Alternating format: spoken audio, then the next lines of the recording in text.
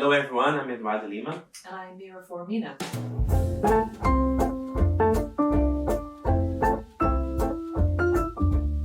We are the graphic designers of Harry Potter and Fantastic Beasts films.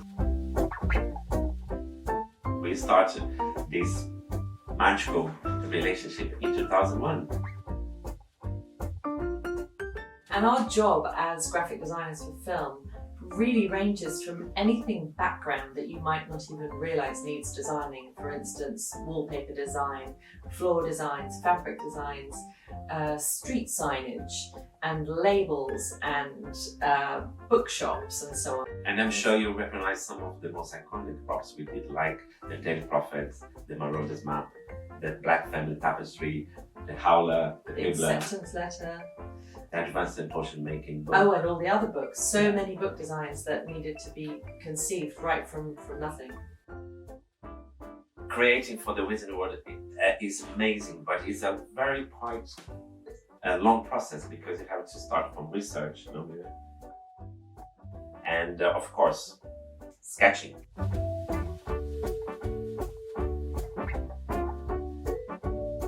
But over the years, we've built up quite a sort of formidable library of reference material, which is sort of become our friend and our tools for shaping the way we can think, because we always want everything to start with a reality so that the viewers of the films feel that they can identify and that things feel familiar, but then when you look closer, they're not quite what we think they are.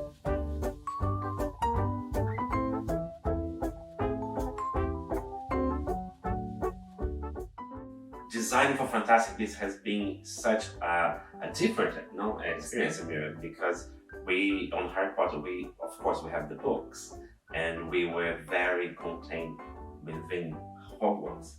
With Fantastic Beasts we are traveling the world. Now we went to New York, went to Paris, now the third one we're going to Berlin and Bhutan. So that is the amazing thing about Fantastic Beasts. And of course, because we're specifically in the 20s and 30s, we need to also respect certain rules and about the aesthetics and the style that would have been used at the time, which in the Harry Potter world we perhaps had a little bit more freedom to play with, whether we want referencing the 70s or referencing Victorian or Elizabethan or all sorts of different periods that crossed into our kind of visual reference points in Harry Potter. We couldn't necessarily do for Fantastic Beasts, but it also gave us it kind of honed our vision and our thinking, and of course what a wonderful period to be immersed in, because there's so much amazing design already that we could reference, from Art Nouveau to Art Deco and of course Bauhaus, and then a more vernacular style for when we go to the Bhutan village. Yes, and also when you are doing those graphics especially for dressing the streets, you needed to think as well that the previous periods that were there would still be there. Yeah, yes. So you have to tell that story. And again, as Mira said, the amount of amazing artists that were around in the 20s and the 30s, and for us to try to recreate was fantastic.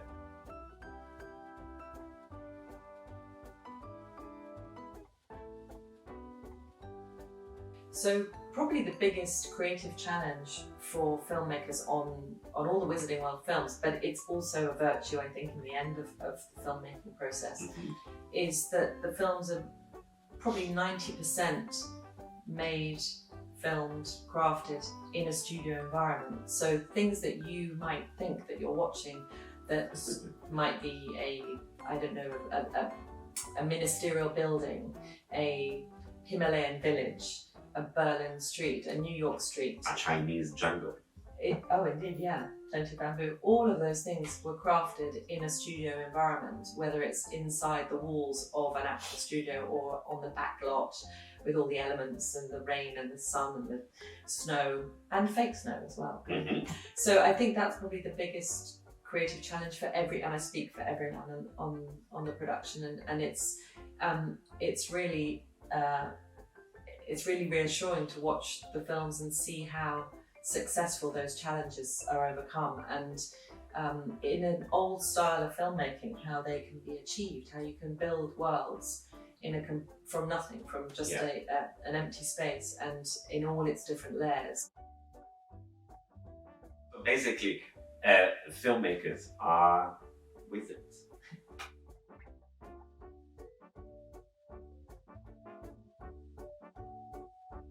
A common question that people ask is it frustrating to have put so much work into something, and then when you go and see the picture, there's just 1% where it flashes by, Yeah. or sometimes you don't see it at all. But it's kind of a deal that you make with the devil at the beginning, and of course it's just part of the process that everybody's used to, and everyone in every department will have a little version of that in their own way, even actors to some extent, and so we're never ever held down by that. It's never sort of something that holds you back, and so we always approach every single design opportunity with 100% energy or 100% material, and if we only ever see 1%, that's fine, as long as we see one of the 100 somewhere. We just don't know which one it's going to be. So you have to do everything proper.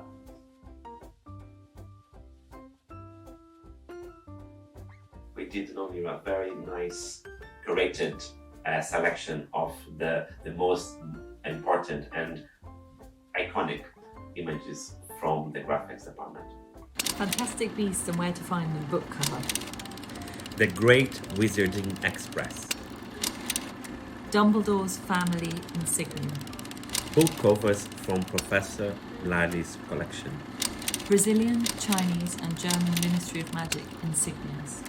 The Daily Prophet, Four-Wheel Trial. The Silverner Fledermaus, Who Will Win? Grindelwald Wanted Notice. Chillin Ceremony Portkey in the Room of Requirement. The Walk of the Chillin Ceremony Ticket.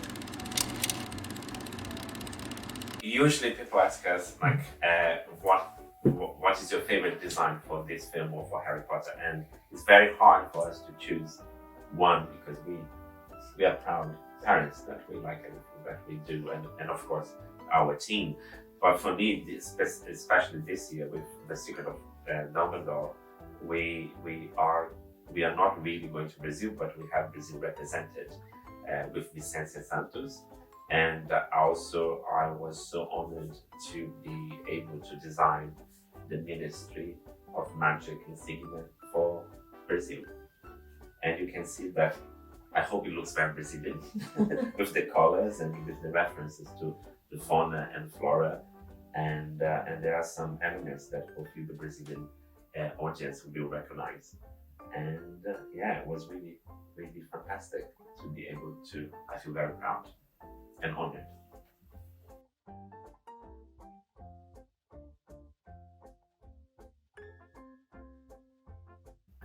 There's a whole nother world that we were responsible for giving a visual identity to, which was the magical and kind of remote place where wizards gather once in a lifetime, really, for this ceremony of the Walk of the Chillin. And so the architecture was built of this big magisterium, and it was up to the graphics team to come up with a visual language for this place, be it in the decorations of the village, to the name itself, the magisterial chamber of ancient wizardry, and of course all the choices that were made for the symbols and the kind of alphabet that was created, and the style of representation, so in the wood block and the gold application on the buildings, and it was all referencing a Himalayan vernacular. So it was really nice to have to think about how those might be represented on flags, what materials to use, what kind of woods and colours and palettes. So we basically create a kind of style guide which painters and props and decorators can all reference in order to build this world together. As we said before, usually we design several non-mirror designs that after the painters and the sign writers go paint all those beautiful things you see on the walls in Botanic, like all generated by us. So it's a very nice when the team all work. The team's kind of all pretending to be local Exactly.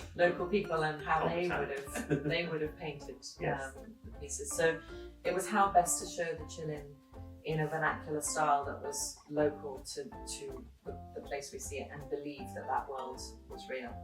So this is the ticket to get you into that special world, which was made out of parchment, had gold application and a wood veneer, and printed with a good wood block. So it needed to really feel as though it was made and crafted in that world.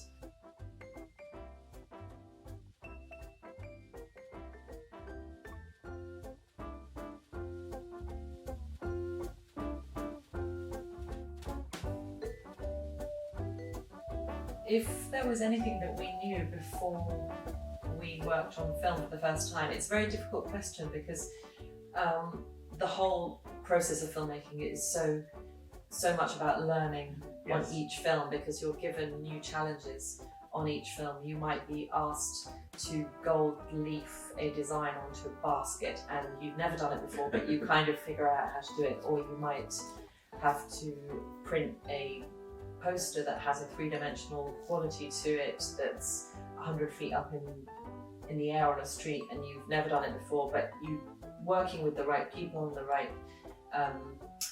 right technicians, you come to a solution. So usually in films you can't really say no. You have to really go and try to find the best solution. And possible. Of course, each time you're learning that, then you carry it on to the next one. Yes. So I suppose I can't really remember if there was anything I didn't know, because we didn't know anything at the beginning. So, and that's probably the best time, because you just jump in and have a go.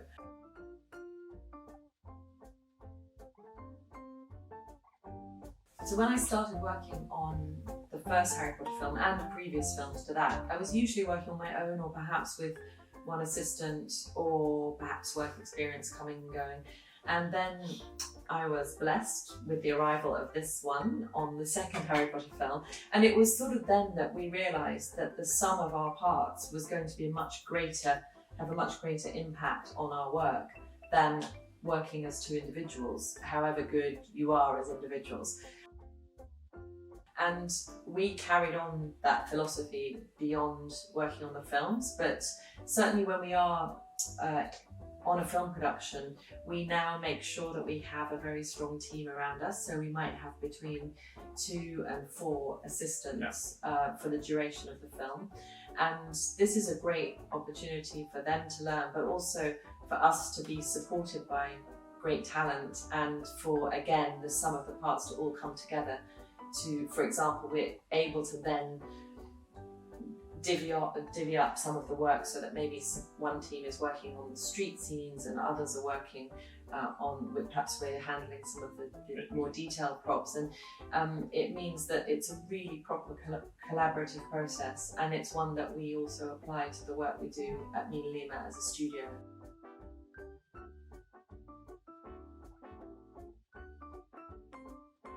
As film enthusiasts ourselves, people might think that it's very exciting and glamorous to work in film, and of course most of the time they're long hours, perhaps difficult challenges, long days, and the relationship with seeing the film is so far down the line that you sometimes forget. But I have to say, as an enthusiast, when you actually go to the cinema, the lights go down, and I was going to say the curtains open, but they don't anymore, and the music starts and the light comes back. But then the first note of the music. Then you suddenly, and of course that sometimes doesn't happen for maybe a year after you've finished working on a film. So you've lost a little bit of the relationship with that project. But of course in that moment you suddenly feel incredibly excited, proud, enthused, and an audience member. It is exciting, and it's the thing that I guess gets us going back every time. And I think if there were any difficulties or any issues or problems, as is normal in any job you do, you completely in the darkness of the cinema with a decent sound system, you're lost. It's all gone. We've got an extra level of excitement in that this work is so loved universally, and to feel you kind of forget sometimes that you're contributing to a world that didn't really exist visually before. It might have been very strong in people's imaginations, but to feel that you're contributing towards that is always a kind of energizer, and one that kind of gets us out of bed in the morning. And I think it always feels an honour. We never lose that feeling either, to feel that we've been part of building that world. The excitement that we have for going to see the films that we've worked on, and that capturing that moment in the 2 hours that's really just contained in light and sound and visuals. We, for some strange reason, decided to try and recreate that sensation, because it's about how you feel, not necessarily what you see or what you think about, in our house of MinaLima. Houses. Yes. and when we first created it, it was very much a kind of expression of our love of the narrative, of storytelling, and how best we could create that world physically for the people that we come to know who love the work. We kind of did it as a little bit of a conversation, a dialogue with the audience, and it turned out that they really liked it, so we just carried on doing more, and to the extent now that we have our House of MinaLima here, which we call home, and there's no coincidence that it's called House of MinaLima, because it is our home, our creative home, an expression of our creative thinking, but also a home that we can invite people who love what we do to come and share and be part of, and we always want people to feel that they are sort of coming home when they step over the threshold, whether it's here or in New York or in South Korea or in Japan. So it's in the same way that it's been an honour to work on the Harry Potter films and create that world, it still feels an honour to be able to extend that creative exchange with the audience, because we realise that it doesn't have to just stay in the medium of film. It can be a gallery experience or a storytelling or a book. We've never designed books before, so all these things are all connected. They're all a kind of tapestry of MinaLima that has all come together by virtue of our creative relationship and with the help of Harry Potter. And seeing how the smiles of when people come to our house. That's basically our only goal, is just to create smiles. Yes.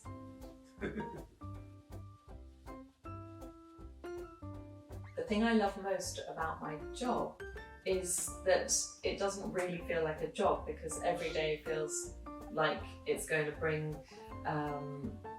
joy and creativity, and we always wanted to work in something that was creative, and we even have the privilege to choose who we work with, where we work, and what jobs we do. So having created Studio MinaLima and having a fantastic cohort of amazing designers and creators and galleristas, has been, I think it's about the people. I think that being able to work with great people is the spirit of the day, because they are what make work either amazing or not.